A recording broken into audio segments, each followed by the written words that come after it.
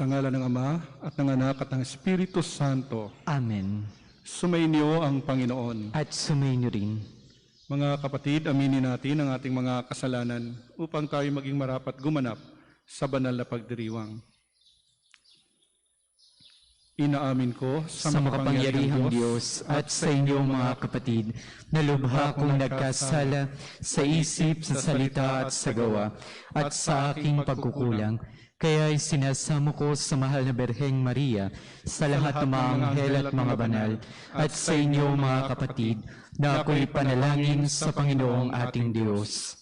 Kaawaan tayo ng makapangyarihang Diyos, patawarin tayo sa ating mga kasalanan, at patnubayan tayo sa buhay na walang hanggan. Amen. Panginoon, kaawaan mo kami. Panginoon, kaawaan mo kami. Kristo, kaawaan mo kami. Kristo, kaawaan mo kami. Panginoon, kaawaan mo kami. Panginoon, kaawaan mo kami. Manalangin tayo. Ama naming makapangyarihan, dumudulog kami sa iyong pagmamahal upang kaming nagsisipagbagong buhay at gumagawa ng kabutihan ay mamalaging wagas sa pagsunod sa iyong mga utos, at ang pagkabuhay ng aming manunubos ay maipagdiwang naming mataos sa pamamagitan niya kasama ng Espiritu Santo magpa sa walang hanggan. Amen.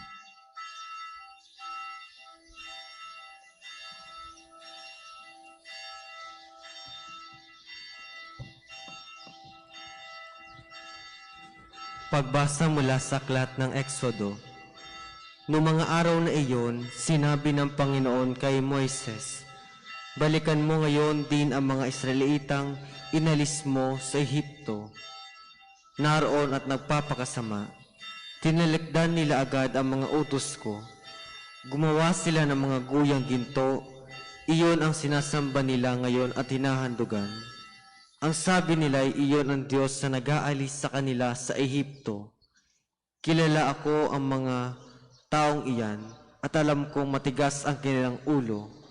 Kung gusto mo, lilipulin ko sila at sa iyo ko pagmumulain ng isang malaking bansa." Nagsumamo si Moises sa Panginoon, Huwag ninyong lilipulin ang mga taong inalis ninyo sa Ehipto sa pamamagitan ng inyong kapangyarihan. Kapag nilipol ninyo sila, masasabi ng mga Ehipsyo na ang mga Israelita ay inalis ninyo sa Ehipto upang lipulin sa kabundukan. Huwag na po kayong magalit sa kanila at huwag na ninyong ituloy ang inyong balak laban sa kanila. Alalahanin ninyo ang mga lingkod ninyong sina Abraham, Isaac at Jacob. Ipinangako ninyo sa kanila na ang lahi nila'y pararamihin tulad ng mga bituin sa langit at magiging kanila habang panahon ang lupaing ipinangako ninyo. Hindi nga itinuloy ng Panginoon ang balak ng paglipol sa mga Israelita. Ang salita ng Diyos. Salamat sa Diyos. Salmong tugunan, Panginoong masintahin ang bayan mo'y gunitain. Panginoong masintahin ang bayan mo'y gunitain. Sa may bundok ng Horeb, doon ay naghugis niyong gintong baka. Matapos mahugis ang ginawa nila'y kanilang sinamba. Ang dakilang Diyos ay pinagpalit sa Diyos na nilikha, sa Diyos na baka na ang kinakain ay damong sariwa. Panginoong masintahin ang bayan mo'y gunitain. Kanilang nilimot ang Panginoong Diyos ang tagapagligtas, na yaong ginawa doon sa Ehipto'y kagilagilalas. Sa lupaing iyon ang ginawa niya'y tunay na himala. Sa dagat ng tambo, yaong nasaksihan ay kahanga-hanga. Panginoong masintahin ang bayan mo'y gunitain. Ang pasya ng Diyos sa ginawa nila ay lipulin pagdaka. Agad na dumulog sa poon si Moises na magitan siya, at hindi natuloy yaong kapisiyahan na lipulin sila. Panginoong masintahin ang bayan mo'y gunitain. Ang lahat po'y magsitayo.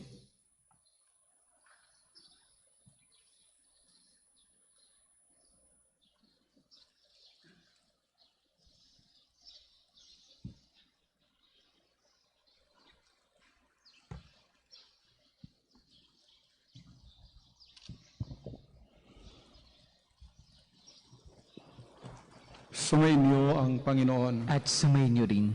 Ang mabuting balita ng Panginoon ayon kay San Juan. Papuri sa iyo, Panginoon.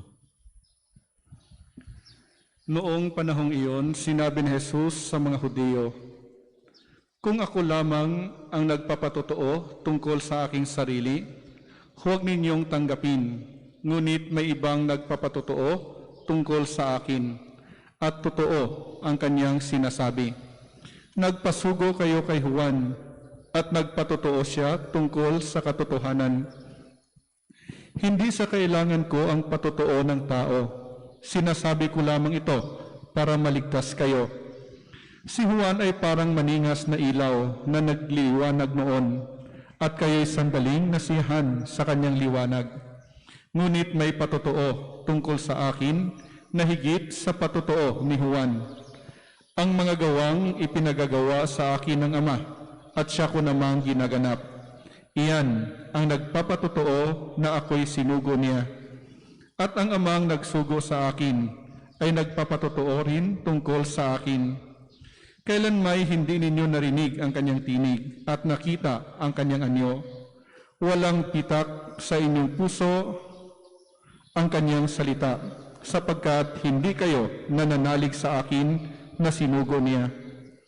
Sinasaliksik ninyo ang mga kautusan, sa paniwalang doon ninyo matatagpuan ang buhay na walang hanggan.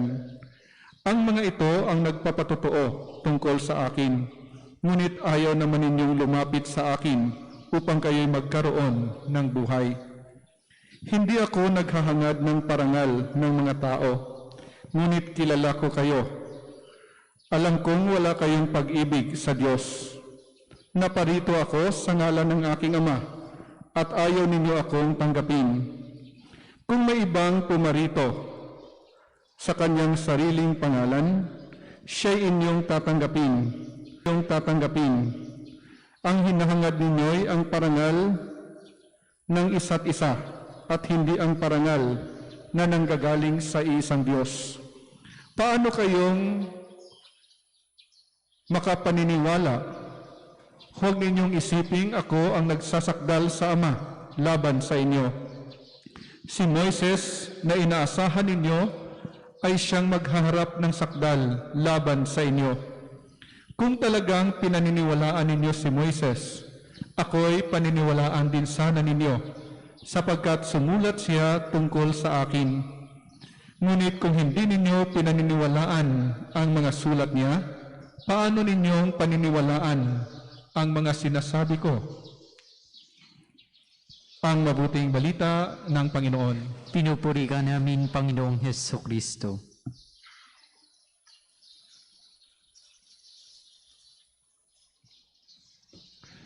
Sa inyo pong lahat na nandito ngayon, yung iba ay galing pa sa iba't ibang bayan. Welcome po sa parokya at pambansang dambana ni Santo Padre Pio.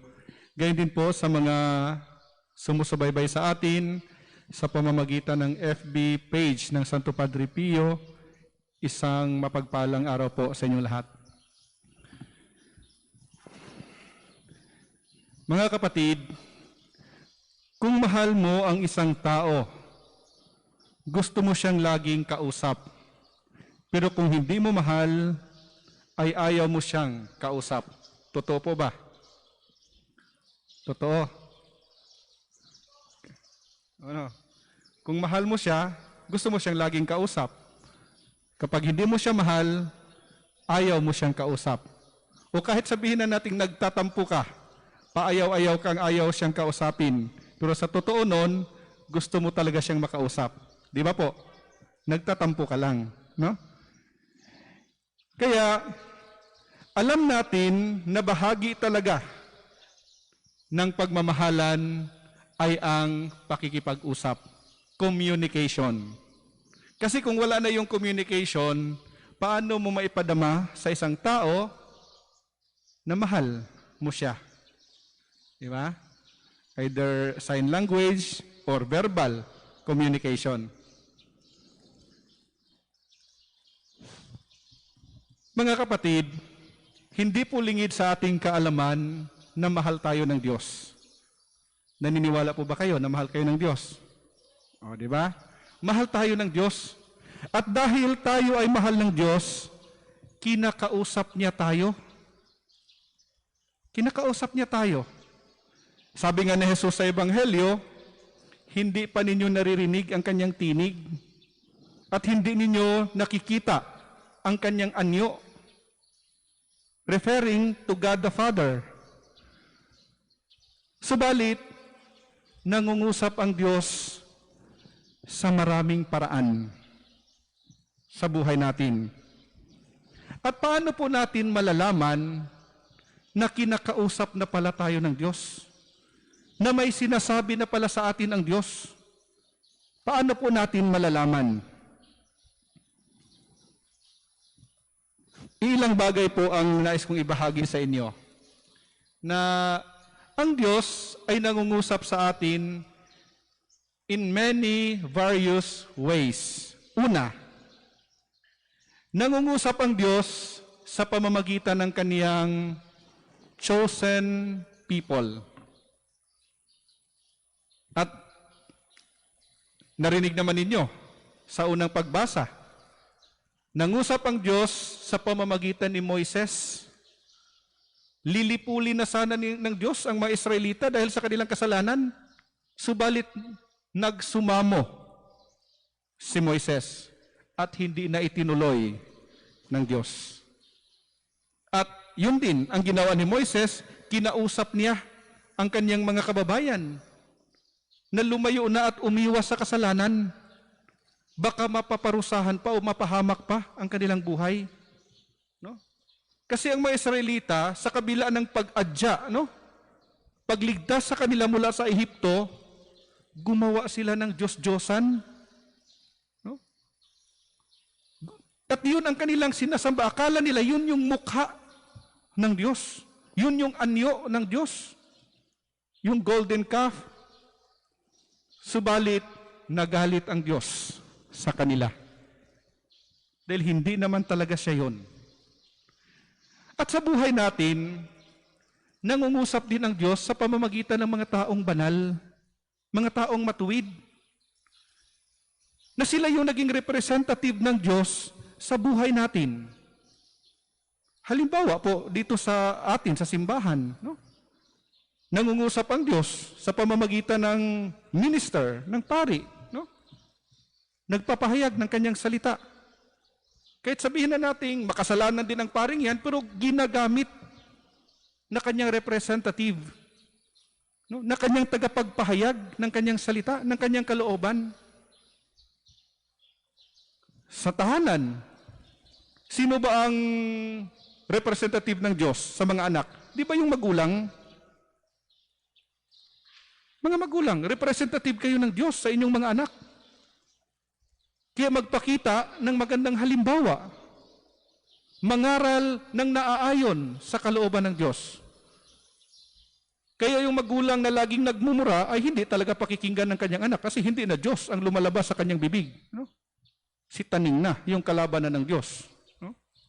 Yung laging nagbibisyo. No? Yan. At yung mga godly people na sa tingin natin na sila yung mga taong karapat-dapat na pakinggan natin, doon nangungusap ang Diyos sa atin. Pakinggan natin sila, no? Huwag itaas ang ating ego, no? Porkit ba't mas mataas ang pinag-aralan natin at yung nagsasalita sa atin ng mabuti ay hindi mataas ang pinag-aralan, hindi na natin pakikinggan? Wala namang pinipili ang Diyos, ah. In fact, no? Yung mga apostoles nga niya, mangingisda lamang, no? Yan. Ikalawa po, nangungusap ang Diyos sa atin sa pamamagitan ng kanyang salita. His word. Ang salita po ng Diyos ay hindi po yan makaluma. Hindi po yan antique, no? Na malimit naririnig ko, ay, may salita ng Diyos na yan, makaluma yan. Old-fashioned yan. No. Kahit sabihin na nating isinulat itong salita ng Diyos na ito, itong Biblia na ito, years, 1,000 years ago, bago pa rin yan hanggang ngayon. Kasi hindi naman naluluma ang Diyos eh. Naluluma ba ang Diyos? Meron ba tayong tinatawag na old God? God is the same yesterday, today, and forever. Hindi siya naluluma. Kaya ang kanyang salita ay bago pa rin and fresh hanggang ngayon.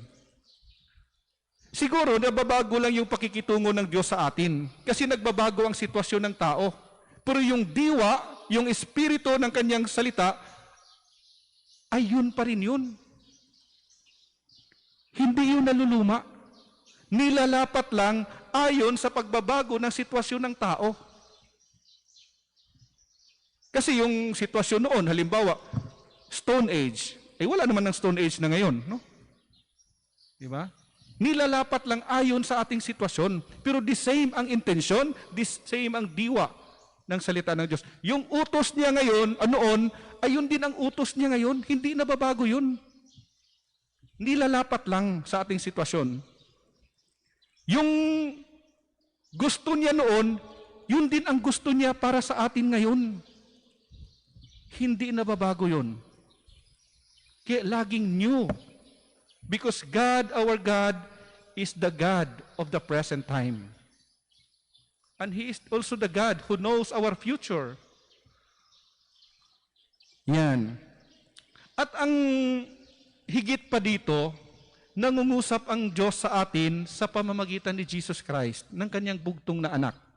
Kaya nasabi dito sa Ebanghelyo, lahat ng sinasabi ni Jesus, lahat ng kanyang ginawa, ay nagpatotoo sa kanya at sa kanyang ama. No? Ang problema lang, ayaw siyang tanggapin ng kanyang mga kababayan. Kasi nga, anak lamang siya ng karpentero, walang pinag-aralan. Subalit tingnan niyo po, sino yung tumanggap sa kanyang pangangaral? Di ba yung walang mga pinag-aralan din, mga mangingisda, naniwala sa kanya eh. Yung may mataas na pinag-aralan, yung may mga elite noon, hindi man lahat, pero karamihan hindi tumatanggap sa kanya. At yun ang nagpapatay pa nga sa kanya. No? Gusto ba nating history repeats itself? Gusto ba nating mangyari uli yung nangyari kay Jesus noon? Na patuloy tayong magmatigas dahil pakiramdam natin mas may alam tayo, mas makapangyarihan tayo, mas ma-influensya tayo.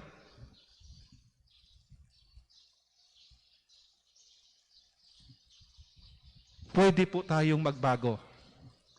Tanggapin natin si Jesus at narinig naman natin sa mga gospel narratives yung kanyang mga ginawa, no?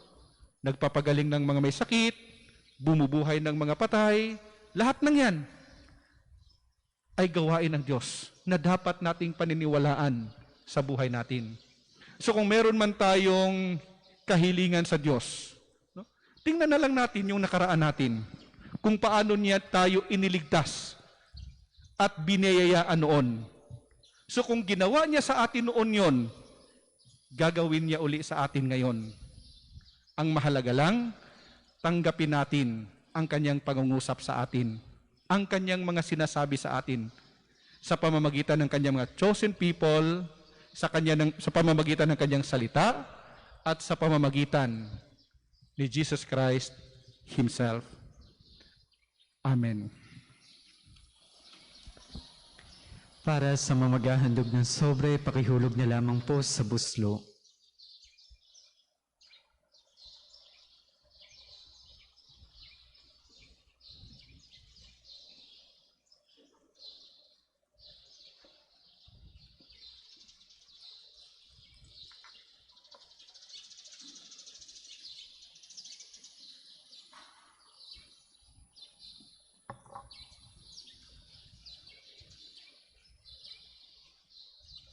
Kapuri-puri ka, Diyos Amang lumikha sa sanlibutan, sa iyong kagandahang loob. Narito ang aming may alay mula sa lupa at bunga ng pagawang tinapay na ito para maging pagkaing nagbibigay buhay. Kapuri-puri ang poong may kapal ngayon at kailanman.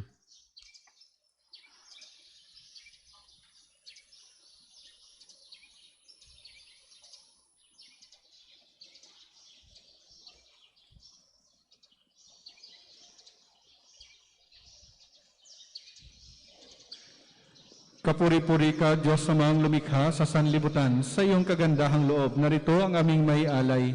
Mula sa katas ng ubas at bunga ng paggawa ang alak na ito para magiinuming nagbibigay ng iyong espiritu. Kapuri-puri ang pong may kapal ngayon at kailanman.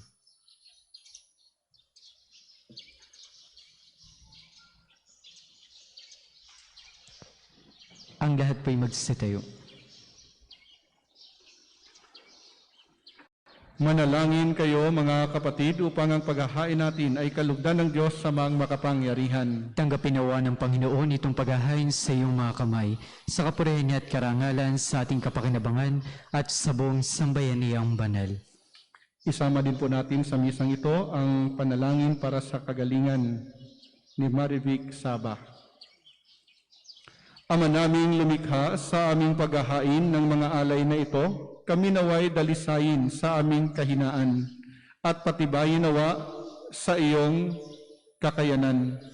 Sa pamamagitan ni Hesukristo kasama ng Espiritu Santo, magpa sa walang hanggan. Amen. Sumainyo ang Panginoon. At sumainyo rin. Itaas sa Diyos ang inyong puso at diwa. Itinaas namin sa Panginoon. Pasalamatan natin ang Panginoong ating Diyos. Marapat na siya'y pasalamatan. Ama naming makapangyarihan, tunay ngang marapat na ikaw ay aming pasalamatan sa pamamagitan ni Hesukristo na aming Panginoon.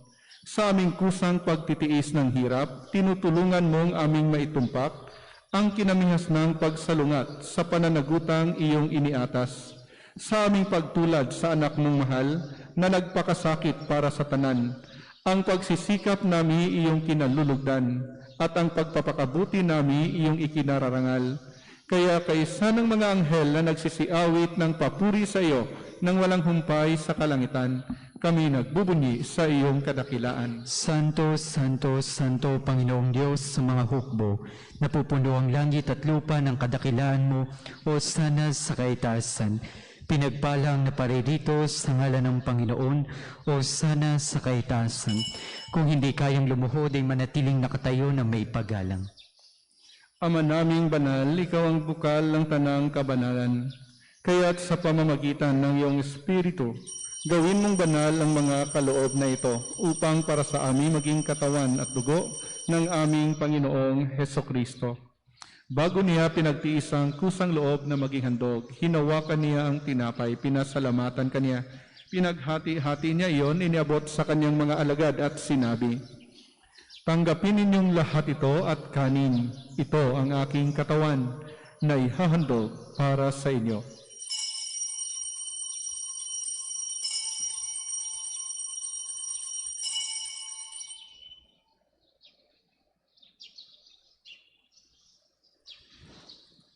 Gayon din naman nung matapos ang hapunan, hinawakan niya ang kalis, muli kaniyang pinasalamatan.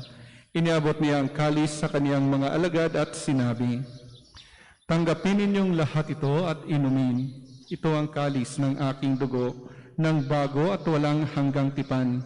Ang aking dugo na ibubuhos para sa inyo at para sa lahat, sa ikapagpapatawad ng mga kasalanan. Gawin ninyo ito sa pag-alala sa akin."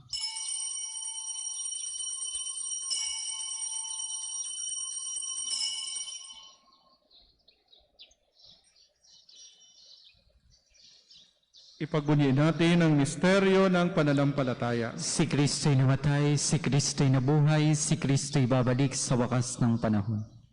Ama, ginagawa namin ngayon ang pag-alala sa pagkamatay at muling pagkabuhay ng iyong anak. Kaya't iniaalay namin sa iyo ang tinapay na nagbibigay buhay at ang kalis na nagkakaloob ng kaligtasan. Kami nagpapasalamat dahil kami yung minarapat na tumayo sa harap mo para maglingkod sa iyo. Isinasamo namin kaming magsasalo-salo sa katawan at tugon ni Kristo ay mabuklod sa pagkakaisa sa pamamagitan ng Espiritu Santo. Ama, lingapin mo ang iyong simbahang laganap sa buong daigdig. Puspusin mo kami sa pag-ibig. Kaisa ni Francisco na aming Santo Papa, ni Gilbert na aming Obispo at ng Tanang Kaparian. Alalahanin mo rin ang mga kapatid naming nahimlay nang may pag-asang sila'y muling mabubuhay, gayon din ang lahat ng mga pumanaw. Kaawaan mo sila at patuloyin sa iyong kaliwanagan. kaawaan mo at pagindapatin kaming lahat na makasalo sa iyong buhay na walang wakas. Kaisa ng mahal na Birheng Maria na ina ng Diyos, ng kabiyak ng puso niyang si San Jose, kaisa ng mga apostol at ng lahat ng mga banal na namuhay dito sa daigdig ng kalugod-lugod sa iyo, may pagdiwang nawa namin ang pagpupuri sa ikararangal mo sa pamamagitan ng iyong anak na aming Panginoong Hesukristo. Sa pamamagitan ni Kristo kasama niya at sa Kanya, ang lahat ng parangal at papuri ay sa iyo, Diyos Amang makapangyarihan, kasama ng Espiritu Santo, magpa sa walang hanggan. Amen. Sama-sama nating dasalin ang Ama namin. Ama namin, Sumasalangit ka, sambahin ang ngalan mo, mapasa amin ang kaharian mo, sundin ang loob mo dito sa lupa para nang sa langit. Bigyan mo kami ngayon ng aming kakanin sa araw-araw, at patawarin mo kami sa aming mga sala, para ng pagpapatawad namin sa nagkakasala sa amin. At huwag mo kami ipahintulot sa tukso, at iadya mo kami sa lahat ng masama. Hinihiling namin kami iadya sa lahat ng masama, pagkalooban ng kapayapaan araw-araw. Iligtas sa kasalanan at ilayo sa lahat ng kapahamakan. Samantalang aming pinananabikan ang dakilang araw ng pagpapahayag ng tagapagligtas naming si Hesukristo. Sapagkat iyo ang kaharian at ang kapangyarihan at ang kapurihan magpakailanman. Amen. Panginoong Hesukristo, sinabi mo sa iyong mga apostol, kapayapaan ang iniiwan ko sa inyo, ang aking kapayapaan ang ibinibigay ko sa inyo. Tunghayan mo ang aming pananampalataya at huwag ang aming mga pagkakasala. Pagkalooban mo kami ng kapayapaan at pagkakaisa ayon sa iyong kalooban, kasama ng Espiritu Santo, magpa sa walang hanggan. Amen. Ang kapayapaan ng Panginoon ay laging sumainyo. At sumaiyo rin. Magbigayan tayo ng kapayapaan sa isa't isa. Kordero ng Diyos, sa nagalis sa mga kasalanan ng sanlibutan, maawa ka sa amin. Kordero ng Diyos, sa nagalis sa mga kasalanan ng sanlibutan, maawa ka sa amin. Kordero ng Diyos, sa nagalis sa mga kasalanan ng sanlibutan, ipagkaloob mo sa amin ang kapayapaan. Kung hindi kayang lumuhod ay manatiling nakatayo na may paggalang. Ito ang kordero ng Diyos. Ito ang nag-aalis ng mga kasalanan ng sanlibutan. Mapalad tayong inaanyayahan sa kanyang piging. Panginoon, hindi ako karapat-dapat ang magpatuloy sa iyo, ngunit sa isang salita mo lamang igagaling na ako.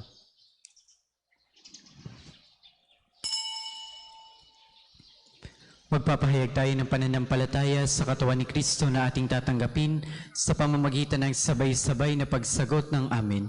Hindi na individual ang pagsagot ng amen. Ang katawan ni Kristo. Amen. Isalang-alang po ang tamang pananamit bilang paggalang sa banal na komunyon. Para sa mga tatanggap ng komunyon sa pamamagitan ng kamay, siguraduhin ang kaliwang kamay nasa ibabaw ng kanang kamay. Ang magkapatong na kamay ay nasa tapat ng dibdib. Matapos may patong ang katawan ni Kristo sa ibabaw ng kaliwang kamay, kukunin ang kanang kamay ang komunyon para isubo sa bibig habang nasa harapan pa ng ministro. Ang isa sa gawang second collection ay ginagamit sa patuloy na pagpapaunlad ng parokya at pambansang dambana ni Santo Padre Pio.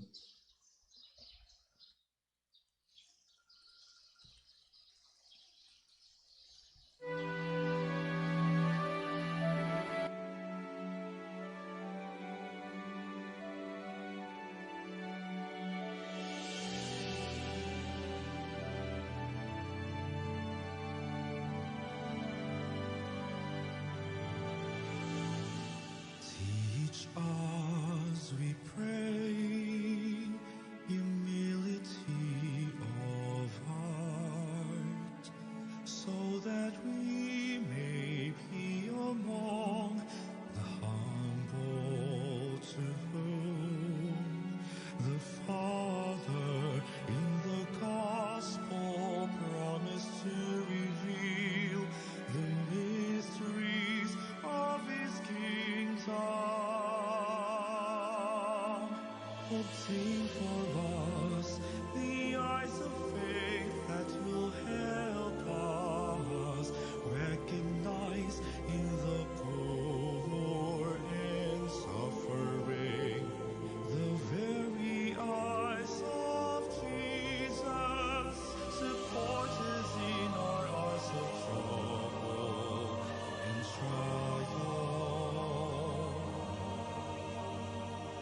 if we fall, let us experience the joy of the sacrament of forgiveness. Teach us tender devotion to Mary, Mother of Jesus and our Mother.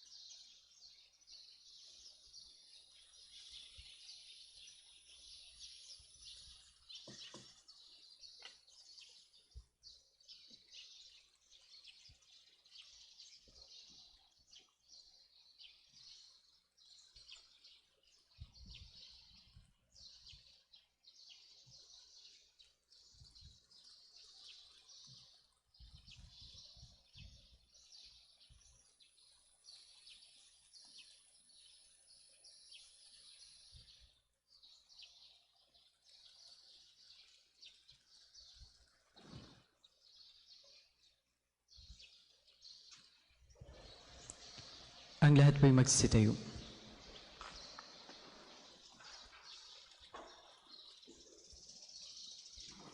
Manalangin tayo.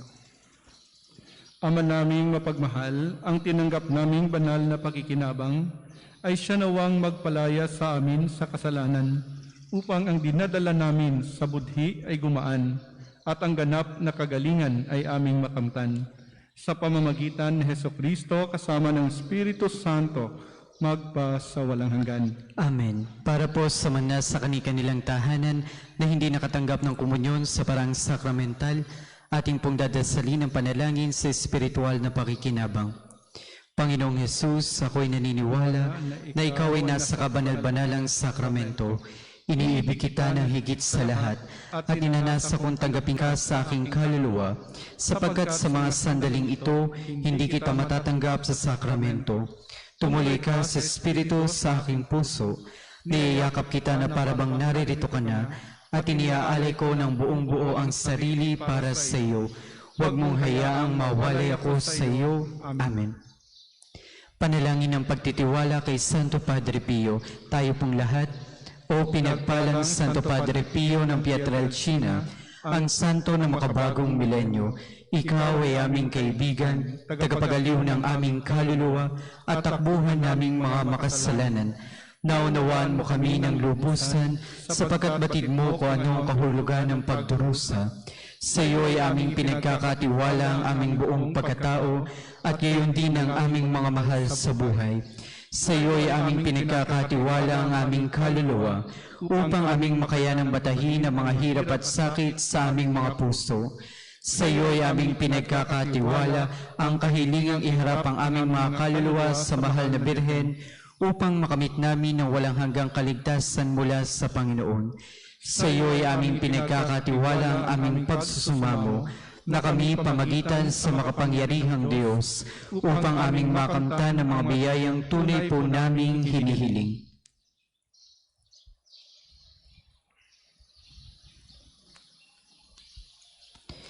Ipagsanggalang mo kami laban sa mga panlilinlang at kasama ng mundong ito, at higit sa lahat, ipamagitan mo po kami sa dakilang Panginoon, upang sa pamamagitan ng kapatawaran ng aming mga kasalanan, ay mapagsumikapan namin ang paggawa ng kabutihan.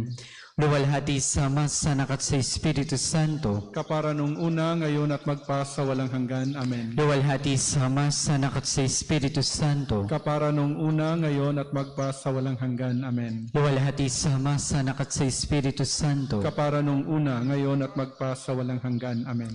Ilang patalastas, ang ating pong parokya at pambansang dambana ay naglulunsad ng Scholar ni Pio para sa mga nagnanais tumulong sa programang ito para sa mga kapatid nating higit na nangangailangan. Maaari po kayo makipag-ugnayan sa may pamisahan o sa opisina ng ating parokya. Ating isasagawa ang blessing of religious articles upang mapanatili ang physical distancing. Hindi na po iikot ang pari upang mag-receive ng holy water. Mula sa altar ay dadasalin ang prayer of blessing at ang pag-receive ng holy water. Manalangin tayo. O Panginoong Diyos, Ikaw ay bukal at simula ng lahat ng pagpapala at biyaya.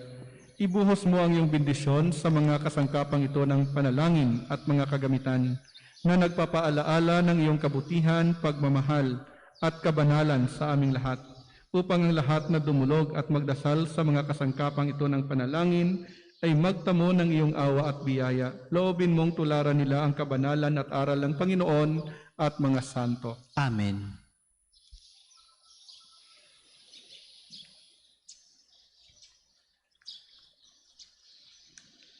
Sumainyo ang Panginoon. At sumayo rin. Pagpalain kayong lahat ng makapangyarihang Diyos, sa ngalan ng Ama at ng Anak at ng Espiritu Santo. Amen. Tapos ng ating pagdiriwang, humayo kayong taglay ang pag-ibig ng Diyos. Salamat sa Diyos. Maraming salamat po sa inyo lahat.